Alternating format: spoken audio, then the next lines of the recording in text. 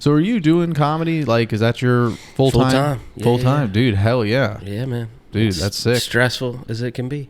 Stressful. I can imagine. Yeah, man. Well, that's incredible. When were you able to make that leap? Beginning of 2022.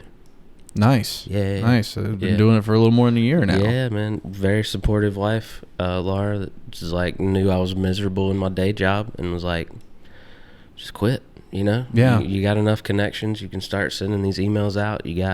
I was very lucky to get picked up by Dusty Slay. He takes me to some shows with him to open for him. So it kind of fell into place, you know? Like I didn't plan on it. I wasn't just like, I'm going full time. Like she let me quit my terrible day job and search for a better job. Yeah. Like, but I didn't have to stay at the bad job while I found a new job. Right. But you know, the old market for creatives right now ain't that great. So yeah, it just kind of, I was like, well, let me make money at comedy while I search for this job, and then it just snowballed and in the best way possible and getting by. You know, I'm not saying I'm making money. Right. I'm surviving. You know? Yeah. Well, that's enough. Yeah. You know, especially if what you're doing is stand up. Like, right. Yeah. Like it's just, and especially where the level I'm at with like the feature work, where I'm like also a headliner with no credits. You know, so I can headline the little shows, but I mainly got to rely on feature work, and you know, notoriously none of that pay has changed since like the 80s. So you know, like what are you supposed to do out here? But just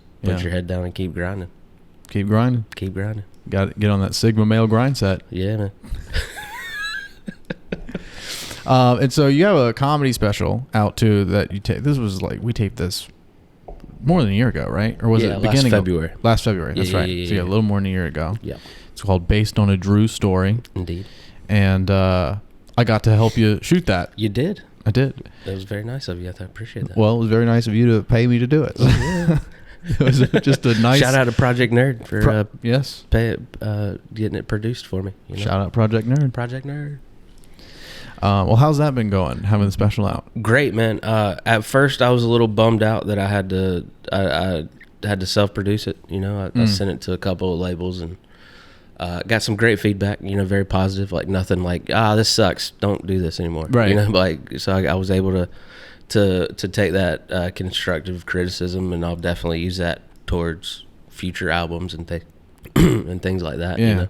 What kind of criticism were they giving you? You know, just like you know, like they said they want to see like what the second album's gonna be like. You know, like they're like, we understand this is your first album and you need to get this out, but you know, we think you got other things that we would be more interested in. You know what I mean? Like they basically were like, we like the path you're on. Mm-hmm. We'll probably jump on next time.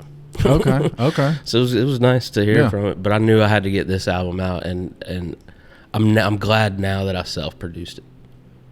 Like put it out there, and I've no backing whatsoever. I mean, all of my friends and family have been absolutely so supportive and shared it and liked it and commented. But I mean, I did 26,000 in the first 6 months on YouTube without any backing from the industry whatsoever. So yeah, I felt great. But it does feel great. Yeah, I have no idea. I mean, who knows how it's doing on Spotify or Apple or any of that? Because I mean, I look at the analytics. I don't. You don't understand? I don't know. I just know you can't make any money off of it, you know. Oh yeah. But it is what it is. I just wanted to get that album out, and I'm glad I self-produced it. I'm glad you helped me, and I'm glad I got to keep it with my team, you know. Yeah. And got to do it in Wilmington. That was huge for me. So yeah. It also was the first weekend a club let me headline. Is also the time I taped my first special, so that's pretty cool. Yeah, well, that's awesome to be able to do it back in hometown and do it at the new club, and